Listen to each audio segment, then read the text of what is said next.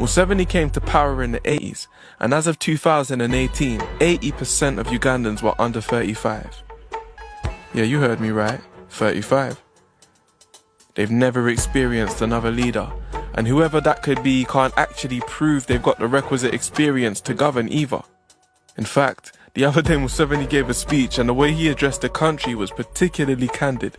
Bazukulu, literally, grandkids. Bear in mind, Bobi Wine's 36.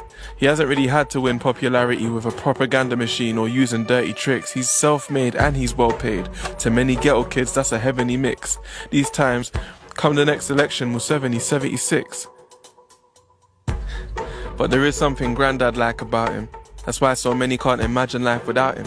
He represents the familiar, hence the parallels with tensions in Libya.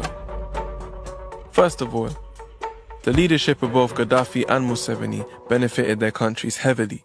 People often talk about both individuals' ability to move with political agility. Them man, they brought stability, and they brought the notion of government plausibility. But their countries were divided. More than they could take, a lot of young people decided. People were tired of poverty when politicians were commonly buying expensive shit. People were tired of censorship.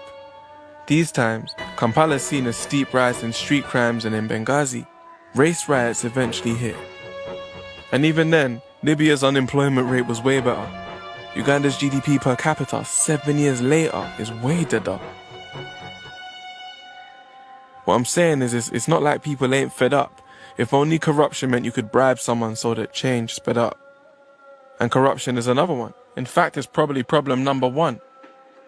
Guys don't mind paying bribes and kickbacks if the give back is proportionate. But if they're paying into a system that doesn't benefit them, it's unrewarding, it's extortionate.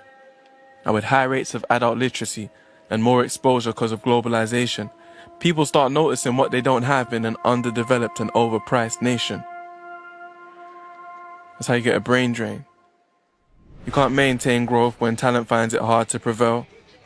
People get frustrated and end up taking their skill sets to a different part of the world. Now Libya experienced something similar.